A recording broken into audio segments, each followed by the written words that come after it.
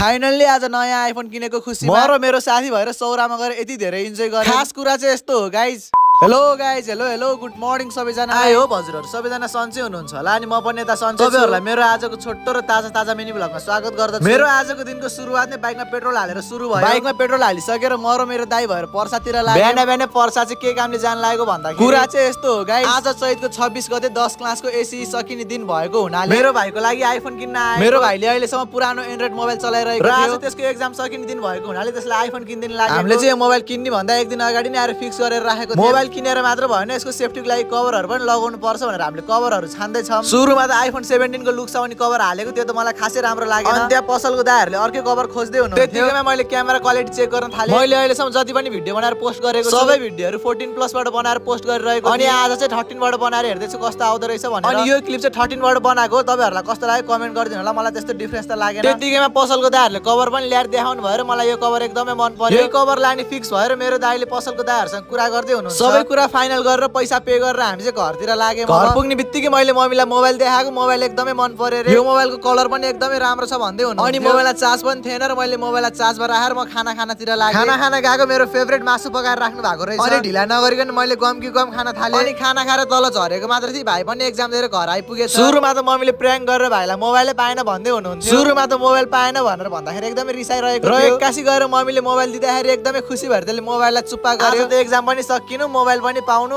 खुसी भएर त भुइँमा खुट्टै थिएन। त्यसपछि हामी रेडी भएर बजारतिर निस्क्यौं। भाइ त्यसको साथीहरुसँग कता घुम्न जान लागेको थियो र म पनि काम परेर बजार जान लागेको। म खुरखुरेमा पुगेर मैले मेरो साथीलाई कल गरेर बोलाए। कल गर्ने बित्तिकै मेरो साथी पनि आइपुगेर हाम्रो ब्याङ्कमा सानो काम थियो। काम सकेर हामी ट्युसन पढ्नको लागि गए। 1 घण्टाको ट्युसन क्लास सकेर म र मेरो साथी भएर सौरातिर घुम्नको लागि जान लागेको। सौरा जाँदै गर्दा बाटोमा यस्तो दामी भ्यूहरु देखिरहेको थियो। यही भ्यूको इन्जोय गर्दै हामी सौरा पनि प्रवेश गरिसक्यौं। सौरा पुग्ने बित्तिकै यताको छुट्टै भाइब्स पाउन थाल्छ। अनि एक ठाउँमा रोकेर धेरै गर्मी बढेको कारणले मैले र मेरो साथीले भएर चिसो खान थाल्यौं। चिसो मात्र खाएर त पुग्दैन, हामीलाई भोक पनि लागिरहेको थियो। त्यही भएर हामी खाजा खानको लागि गए। खाजामा चाहिँ हामी सबै नेपालीहरुको one and only favourite momo मगाएर खायौं। मोमो खाएपछि हल्का एनर्जी आएको जस्तो भयो बल्ल। मोमो मात्र खाएर त भएन, त्यसको लागि साथी पनि मगाउनु पर्यो। त्यही भएर हामीले एउटा चिसो पनि मगायौं। अनि मेरो साथीले केही काम उल्टो पाल्टो नगरी खाकै पस्दैन, चिसो अड्केर मरेन। सौरा गएर हामीले के गर्यौं, कहाँ घुम्यौं भनेर चाहिँ म अर्को भिडियोमा हाल्छु। आजको भिडियो चाहिँ लास्टै लामो भयो। अर्को भिडियो हेर्नको लागि मलाई फलो गरेर राख्नु होला। सौरा पार्ट 2 अर्को भिडियोमा है त गाइस। त्यति बेलासम्मको लागि बाइ बाइ गाइस।